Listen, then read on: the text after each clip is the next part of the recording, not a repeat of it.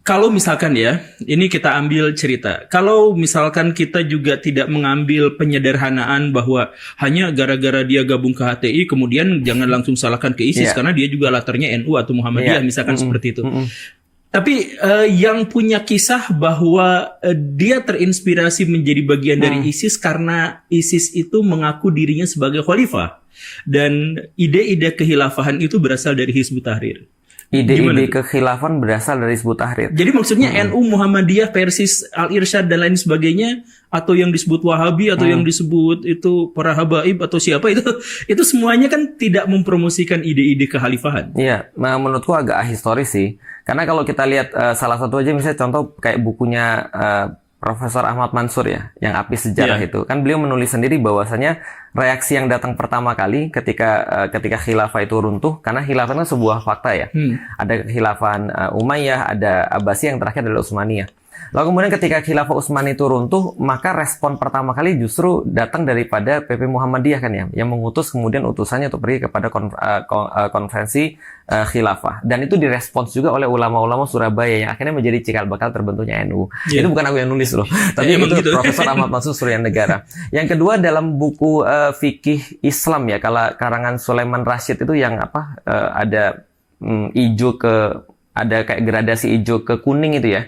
Itu ada tentang fikih tentang khilafah tuh di situ ditulisin. Berarti sebenarnya kalau aku lihat ya, penyederhanaan bahwa khilafah itu adalah diusung oleh HTI itu adalah sebuah simplifikasi ya. Simplifikasi yang terlalu simpel gitu kan. Nah, artinya kita tidak bisa menjadikan itu juga. Sama kayak gini deh. Sama kayak gini kita pikir.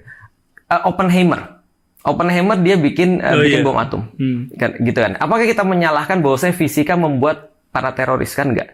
Artinya fisika itu adalah ilmu yang bersifat umum, gitu kan ya. Fisika ilmu bersifat umum, kimia adalah ilmu bersifat umum. Memahami fisika dan memahami kimia tidak menjadikan orang jadi jahat. Yang menjadikan dia jadi jahat adalah motif di balik pembelajaran itu. Nah, sama kayak HTI. HTI bukunya dijual bebas. HTI bukunya dijual bebas, video-videonya diupload, lalu kemudian dia ngadain konferensi hampir setiap tahun pada saat itu, pemikiran-pemikiran terbuka, dan kita sangat eager agar orang itu tahu tentang pemikiran Hizbut Tahrir itu seperti apa. Nah, artinya bagaimana mungkin ketika kita nyampein pemikiran-pemikiran yang bisa dikoreksi dan dikritik secara publik bahkan, lalu kemudian dijadikan ada orang bunuh orang, ini pasti gara-gara dia belajar di HTI. Itu sama aja kayak simplifikasi yang terlalu simpel dari orang-orang barat yang mengatakan bahwasanya Islam itu menginspirasi abuse of woman, menginspirasi kemudian untuk bunuh orang, menginspirasi orang untuk tidak peduli dengan dunia. Itu persis sama tuh. Jadi orang berpikir begini justru yang perlu untuk dicek apakah dia punya gangguan mental. Ya. Nah, ini Baraya saya menempatkan diri sebagai pewawancara ya, karena ini saya memang benar-benar pengen dengar dari orang yang dituding. Karena memang dan saya juga kemarin kalau nggak salah tuh videonya mungkin diupload sama ini. Jadi ya kita butuh semacam konfirmasi dan penyeimbang gitu. Jadi saya langsung datang, tapi saya gak akan itu. Ngikut aja dulu. Nah, tapi pertanyaannya gini, terkait dengan ide-ide kekhalifahan. Ya. Kebanyakan dari kelompok-kelompok yang kita sebut sekarang sebagai radikal atau kelompok-kelompok yang kita sebut sebagai cikal bakal terorisme itu tidak lepas dari runtuhnya kekhalifahan. Jadi misalkan yang baik Ikhwanul Muslimin maupun Hizbut Tahrir itu sama-sama muncul sebagai reaksi atas keruntuhan kekhilafahan. Kemudian kalau NU dan Muhammadiyah itu gara-gara Muhammad bin Abdul Wahab di ini, tapi misalkan Jamaah Islamiyah, kemudian yang di Pakistan itu siapa? Yang Abu Al-Maududi itu dan lain sebagainya. Itu justru adalah respon terhadap keruntuhan kekhilafahan. Maka dalam konteks ini saya menduga bahwa ide-ide yang melahirkan terorisme atau radikalisme atau ekstremisme itu adalah tema-tema Islam yang berkaitan dengan institusi politik. Makanya mereka juga yang dikejar itu adalah institusi politiknya, bukan masalah Islam pada dimensi yang lainnya. Kan jadi baik HTI maupun misalkan Al-Ikhwan itu juga fokus mereka itu adalah pada dimensi politik Islam kan. Nah, berarti dimensi politik Islam itulah yang melahirkan terorisme. Gimana? Nah, itu juga termasuk silogisme yang terlalu simpel. Gitu kan. Jadi gini, pertama aku pengen jelasin dulu. Ini nanti aku coba akan bahas tentang cuci otak dan tentang ekstremisme serta terorisme serta ya segala macam yang diusung oleh Barat setelah pasca 2001 itu ya, ketika terjadi pemboman ke World Trade Center itu. Yang pertama gini. Kalau kita katakan bahwasannya kekerasan itu senantiasa diinspirasi oleh politik, aku melihat tidak selalu sih sebenarnya. Karena mohon maaf, Banser tidak memerlukan alasan khilafah untuk bisa ngusir orang, kan gitu kan ya, atau untuk persekusi kepada orang. Pengalaman pribadi nih. Ya, tentu saja, karena ini relate kan gitu kan ya. Atau misalnya tidak perlu juga dilakukan oleh misalnya ormas-ormas yang sering malakin orang ketika bangun bangunan gitu kan ya. Atau misalnya dia melakukan kesewenang-wenangan dan segala premanisme, itu tidak memerlukan sebuah alasan-alasan politik. Dan kalau kita lihat tentang korban, jumlah korban homicide misalnya di Amerika, korban homicide di Amerika itu hampir 100% karena gangguan mental. Tadi, tidak diinspirasi oleh agama tertentu, apalagi oleh agama Islam. Makanya orang-orang di barat sana, mereka mengatakan terrorism have no religions. Anehnya orang-orang Indonesia senantiasa mengaitkan terorisme itu dengan Islam. Karena seolah-olah mereka melihat ada hubungan antara terorisme dengan Islam. Yang kita lihat justru sesuatu yang berbeda. Pertanyaan sederhana. Kalau kita bicara tentang terorisme ya, ketika Hadratus Syekh Hashim Asy'ari misalnya, ketika dia mengatakan resolusi jihad, bagi pandangan kita ini adalah sebuah perang suci. Maka yang wafat adalah syahid. Yang kemudian justru membelot daripada fatwa ini adalah seseorang yang justru adalah pengkhianat gitu kan ya. Mereka membuat makar. Tapi bagaimana orang-orang Belanda menyikapi ini? Mereka menyikapi ini adalah bagian daripada tindakan ekstremisme. Mereka menyikapi ini adalah bagian daripada tindakan terorisme. Dan mereka langsung menunjuk Islam sebagai bagian daripada inspirator itu. Maka Barat ketika melihat itu, mereka tahu persis bahwasanya yang mendasari perlawanan terhadap ketidakadilan itu, kalau dalam pandangan kita, ketidakadilan itu adalah bagi mereka yang menginspirasi adalah Islam. Maka mereka berusaha untuk memutus mata rantai ini dengan mengatakan seolah-olah semua kekerasan atau semua keburukan itu berasal daripada Islam. Karena kita balik lagi, sebenarnya gini ya, kita tidak perlu agama untuk melihat satu fakta bahwa kalau ada orang itu sudah diambil haknya atau orang itu sudah terdesak, dia pasti akan ngelawan. Gitu maksudnya. Jadi itu nggak perlu teori apapun atau bahkan tidak perlu agama. It happens all the day in every part of the world, in every history that we can read. Artinya kita nggak perlu teori apapun untuk mengatakan bahwa kekerasan itu tidak ada hubungan dengan agama. Justru sebenarnya kekerasan ini jauh lebih berkurang ketika orang memahami agama. Ada nilai-nilai transcendental selain daripada nilai-nilai yang dia lihat kemanusiaan. Menarik misalnya seperti kata Cak Nun. Cak Nun bilang begini, andaikan membunuh orang itu tidak dilarang di dalam Islam. Pertanyaannya, apakah kita tiap hari bunuh orang? Iya kan ya? Iya. Artinya kan nggak mungkin kan? Nah, apalagi ketika ada agama. Artinya kita sebagai manusia aja nyembeli orang, jangan nyembeli orang. Anu ngeliat video yang suami mukulin istri itu ya kan? Itu ganggu aku setiap hari tuh. Iya. Ketika udah itu masuk ke sini dan mengganggu. Jadi apa ya? Buat kita tuh jadi kayak aneh gitu maksudnya. Iya. Tahu perasaan itu aku temuin kapan? Perasaan yang sama aku temuin kapan? Ketika ngelihat nenek-nenek digigit sama anjing Israel. Oh. Yang nenek-nenek pakai kerudung malam-malam digigitin. Itu perasaan sama banget. Artinya disturbing nggak sih? Iya. Nah, itu kan manusiawi, sangat manusiawi itu disturbing. Bahkan tanpa agama pun kita tuh marah ngelihat itu gitu. Itu bertentangan dengan nurani kita gitu. Betul. Nah, bagaimana kalau ada orang agama ngelihat itu? Ya. Dia langsung bilang, "Gila, aku relate banget karena aku punya 2 anak perempuan." Aku bilang gini, kalau aku jadi bapaknya, aduh.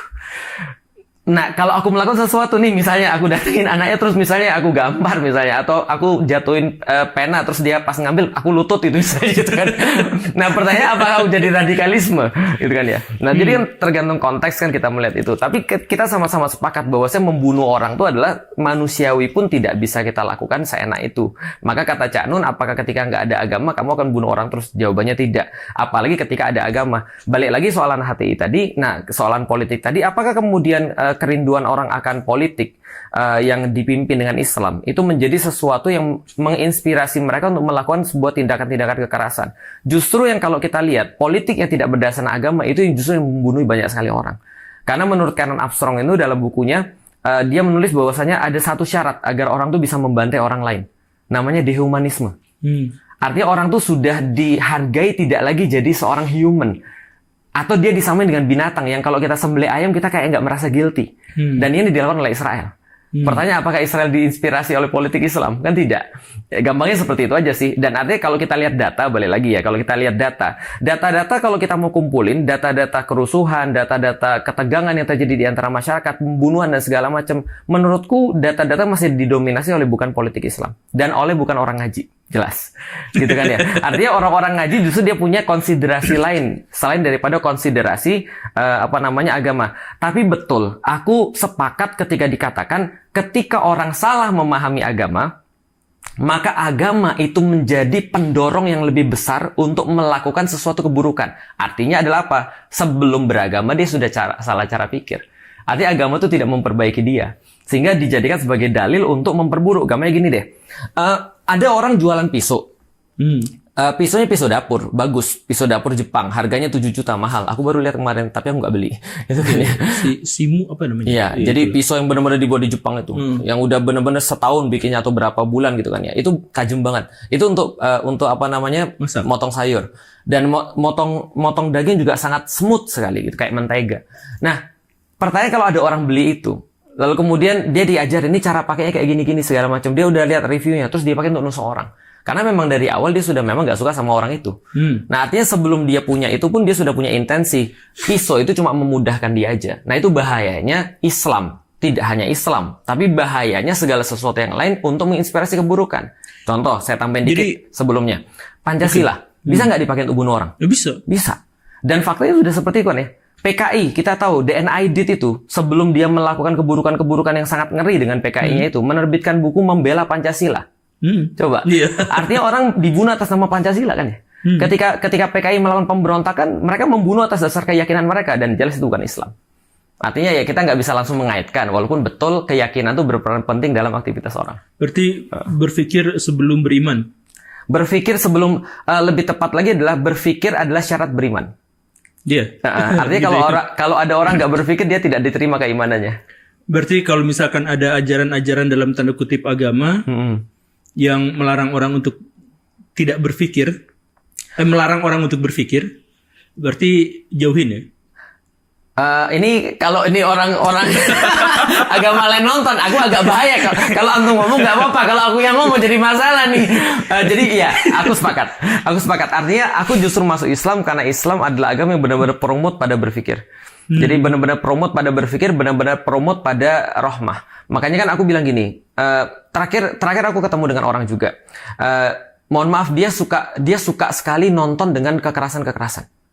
Dia suka sekali nonton orang-orang yang terakhir beredar, antum lihat nggak sih? Yang bukan terakhir sih, udah lama banget tapi beredar lagi. Ada 2 pilot Turki yang dibakar sama ISIS. Oh, belum. Oh, itu ngeri banget tuh. Dan ini ada orang-orang yang dikurungin itu bukan? Bukan, jadi dibakar betul. Jadi pokoknya ngeri banget deh. Itu mau muntah juga. Artinya gini, ada orang-orang yang suka banget dengan gambar-gambar gore kayak gitu. Kemudian dikirim-kirimin kadang-kadang segala macamnya. Untuk kayak gitu-gitu. Aku bilang gini, kamu dengan berpikir dengan ngirim gambar-gambar kayak gini itu berarti kamu merasa bersemangat. Aku bilang itu kayak nonton film porno, cuma beda fetisnya aja. Paham gak sih? Ya jadi mungkin dia ketika ngeliat itu dia terangsang gitu maksudnya. Ini sama persis. Nah orang beragama itu justru kan menekan itu kan ya, menekan ekstremisme justru. Kamu mencintai nggak boleh terlalu mencintai. Kamu membenci nggak boleh terlalu membenci. Kalau kamu suka jangan terlalu suka. Kalau kamu merasa ini benar, hati-hati bisa jadi ini salah. Kalau merasa ini salah, bisa jadi ada kebaikan di dalamnya. Islam itu adalah agama yang ngajak orang agar tidak ekstrim justru.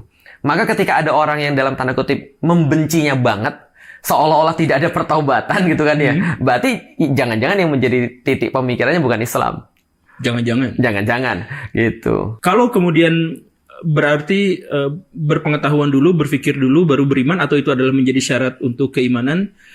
Lalu bagaimana ceritanya tentang fenomena bahwa orang-orang yang beragama, khususnya dalam konteks ini adalah Islam, justru adalah orang-orang yang tertinggal dalam kemampuan berpikir. Nah, itu yang menjadi alasan kenapa aku masuk Islam. Gimana tuh? Jadi gini, aku tuh menemukan serius deh. Aku termasuk orang yang benci dengan Islam dulu. Aku nggak suka banget. Lebih tepatnya aku sadar setelah aku masuk Islam, aku bukan benci dengan Islam. Aku benci dengan Muslim. Karena orang-orang Muslim ini tidak menjadikan dirinya sebagai contoh daripada Islam. Nah, itu yang kadang-kadang kita lihat. Kok bisa orang-orang Muslim, ya kalau itu kita jawab sederhana deh. Ayat pertama turun Iqra. Lah kita kemarin Tereli ngasih data kan ya. Yang paling tinggi kalau nggak salah Inggris. Inggris itu Inggris paling banyak baca. Iya, paling banyak baca ya. Mereka setahun itu beli rata-rata 10 buku per orang. Sehingga kalau penduduknya 60 juta, mereka beli 600 juta buku. Aku bilang, gila 600 juta buku. Lah kita 275 juta. Jadi kalau di rata-rata kita satu orang beli 0,05 buku. Iya. Itu pun masih diselamatkan mungkin dengan orang-orang kayak yang diselamatkan sama novel. Bukan hanya itu, tapi yang heavy reader. Yang satu orang mungkin bisa 100 atau 200 buku per. Aku aja beliin anakku aja 1 tahun ini nggak kurang daripada 100 buku. Artinya kan masih terselamatin kan. Coba kalau orang-orang ini nggak dihitung, misalnya selesai nih Indonesia nih. Nah, padahal yang lucu adalah kalimat pertama yang muncul daripada Al-Quran adalah Iqra, baca. Kalaupun kamu nggak mau baca tafsir nggak apa-apa, gak usah baca tafsir Iqra. Tapi itu literally baca. Nah, jadi itu menjawab pertanyaan kenapa sih orang-orang Muslim yang katanya menjadikan berpikir menjadi dasar atau menjadi syarat daripada keimanan, lantas mereka sendiri keimanannya ngaco. Itu maksudnya. Ayat pertama itu Iqra, ayat terpanjang itu catat. Ayat terpanjang tentang mencatat hutang, betul. Ternyata pinjam 100 nggak dicatat.